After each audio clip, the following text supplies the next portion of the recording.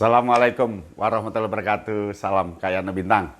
Memang terasa konyol, terasa tidak masuk akal jika kurikulum wajib tidak mencantumkan pendidikan Pancasila dan bahasa Indonesia.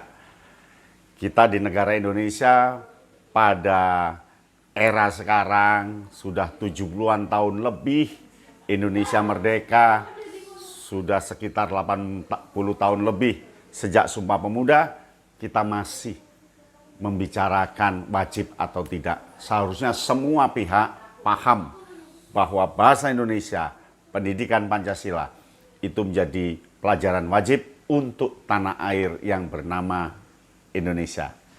Jadi sangat konyol jika peraturan pemerintah nomor 57 tahun 2021 di kurikulum wajibnya tidak mencantumkan pendidikan Pancasila dan bahasa Indonesia. Mengapa konyol? Mengapa betul-betul jauh ketinggalan dari rasa berbangsa dan bertanah air? Berikut ini alasannya. Inilah pasal peraturan pemerintah nomor 57 tahun 2021 tentang standar nasional pendidikan yang menjadi permasalahan. Mengapa menjadi permasalahan? Karena sampai detik ini kita sudah 76 tahun merdeka, masih tidak jelas menempatkan pendidikan Pancasila dan pendidikan bahasa Indonesia ke dalam mata pelajaran di pendidikan dasar, menengah, dan tinggi. Padahal sudah sangat jelas peran pentingnya dan ciri khas Indonesia mencantumkan pendidikan Pancasila dan bahasa Indonesia. Betapa konyol ketika PP nomor 57 tahun 2021 hanya mencantumkan bahasa. Jadi pada ayat 2 berbunyi kurikulum pendidikan dasar dan menengah wajib memuat pendidikan agama, pendidikan kewarganegaraan, bahasa. Nah, ini betul-betul sangat terbuka di sana.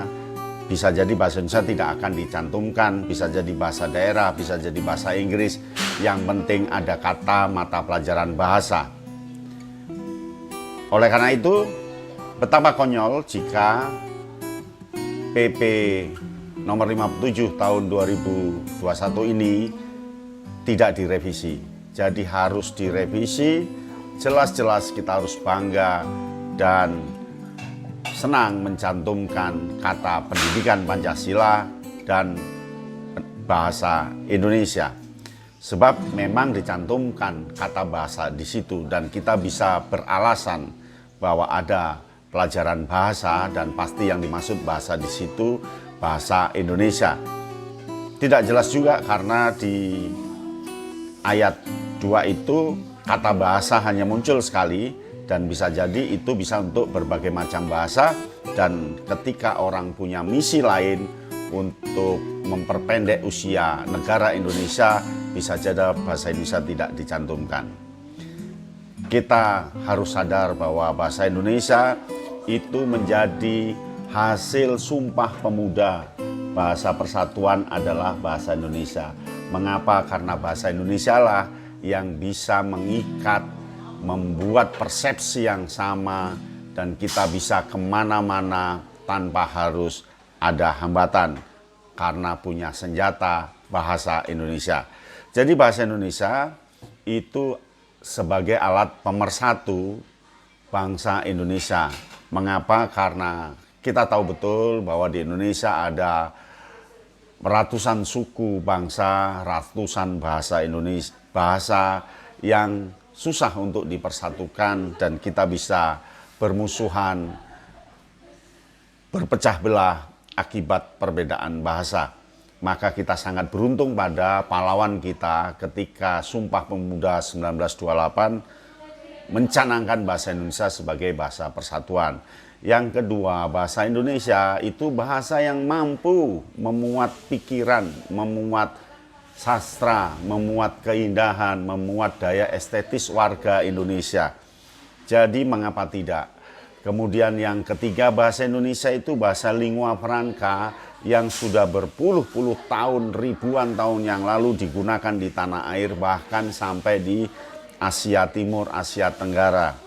Dan kita sudah akan promosi bahwa bahasa Indonesia menjadi bahasa PBB, menjadi bahasa yang keenam, karena jumlah penuturnya sangat banyak, itu di Thailand, di Vietnam, di Singapura, Malaysia, Kalimantan, dan seterusnya banyak yang sudah menggunakan bahasa Indonesia. Tetapi mengapa di tanah air sendiri kita tidak sadar bahwa penyusunannya sangat normatif, seharusnya betul-betul didiskusikan peraturan pemerintah itu. Undang semua pakar yang berkaitan dengan pembelajaran wajib, lalu pastikan benar salahnya, tidak langsung diumumkan seperti itu. Oleh karena itu, tampaknya Kementerian Pendidikan atau pemerintah wajib merevisi PP nomor 57 tahun 2021, terutama di pasal 40 ayat 2 dan 3. Karena riskan jika di perguruan tinggi pun tidak tercantum pendidikan Pancasila. Di sana ada pendidikan kewarganegaraan dan bahasa. Yang dimaksud bahasa ini tentu sangat luas. Ada bahasa Inggris, bahasa daerah, bahasa internasional, dan seterusnya. Yang kita maksud adalah bahasa Indonesia. Negara kita sudah melaju pesat. Pembangunan sudah betul-betul melampaui dari harga diri bangsa Indonesia. Ibarat kereta api, kita sudah mengenal berbagai macam kereta api super cepat, tapi kita masih mempertanyakan pelajaran tentang rel. Oleh karena itu, semua harus sadar bahwa bahasa Indonesia, pendidikan Pancasila harus menjadi pelajaran wajib untuk membangun jiwa patriotisme dan nasionalisme Indonesia jika memang bisa jaya selamanya.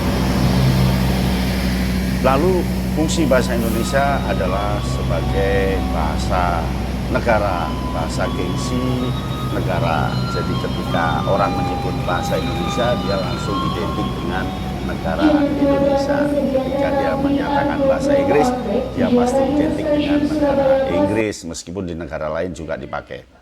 Begitulah bahasa Indonesia harus menjadi gengsi bagi bangsanya.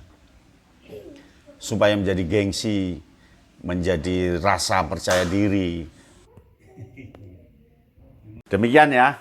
Jadi pendidikan Pancasila, bahasa Indonesia wajib menjadi kurikulum atau kurikulum yang wajib dibuatkan mata pelajarannya, wajib dipelajari oleh semua bangsa dan negara Indonesia. Dan itulah yang menjadi ciri khas kurikulum bangsa dan negara Indonesia. Sebagai bangsa yang berdaulat, sebagai bangsa yang tidak mau berhenti hanya di 100 tahun, sebagai bangsa yang ingin jaya selamanya, kita punya kewajiban pendidikan Pancasila dan bahasa Indonesia menjadi mata pelajaran wajib di pendidikan dasar, pendidikan menengah maupun pendidikan tinggi. Karena itu menjadi ciri khas bangsa dan negara Indonesia. Demikian, salam Kayatna Bintang.